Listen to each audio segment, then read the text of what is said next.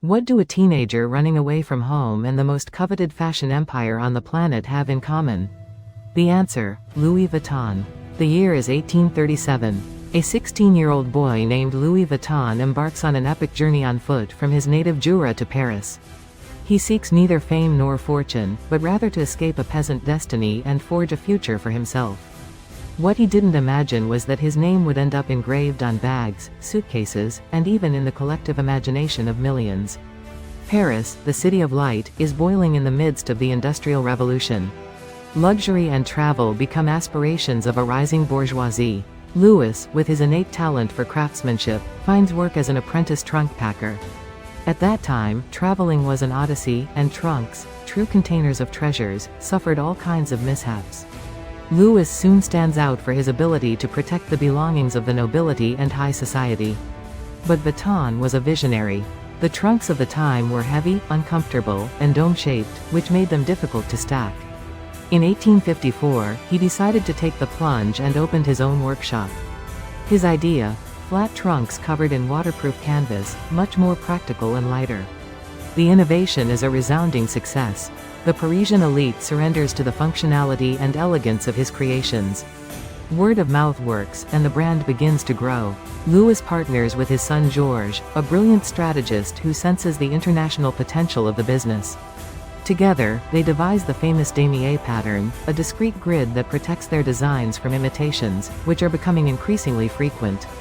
The expansion is unstoppable. They open stores in London, New York, and other capitals of the world. Georges travels tirelessly, promoting the brand and establishing strategic alliances. But competition lurks. Counterfeits multiply, a problem that the brand fights tooth and nail to this day. We arrive in the 20th century. The brand, already consolidated, faces new challenges. Travel becomes democratized, and the demand for luxury luggage skyrockets. It is then that Gaston Louis Vuitton, grandson of the founder, takes the reins and revolutionizes the brand. He introduces new materials, bolder designs, and, above all, turns handbags into objects of desire. The LV monogram, created in 1896 as a tribute to Louis, becomes a global status symbol. Artists, celebrities, and members of royalty proudly sport the creations of the Maison. The brand transcends its origin as a trunk manufacturer and enters the world of fashion, footwear, perfumes, and accessories. And this is where history intersects with myth. One of the most persistent rumors about Louis Vuitton is its supposed invulnerability. It is said that, after the sinking of the Titanic in 1912, trunks of the brand were recovered intact, floating in the ocean.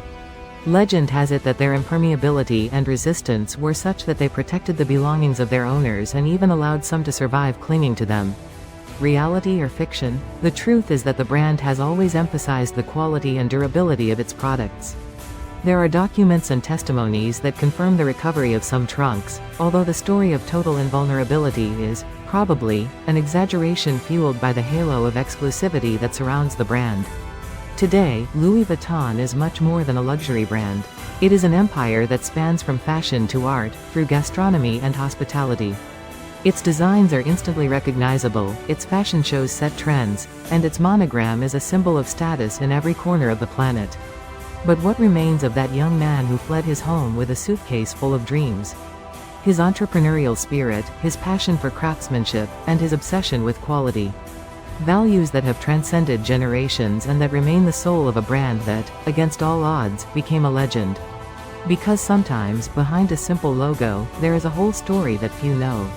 And if you enjoyed discovering it, don't forget to subscribe to Myths and Brands for more fascinating stories. See you in the next video.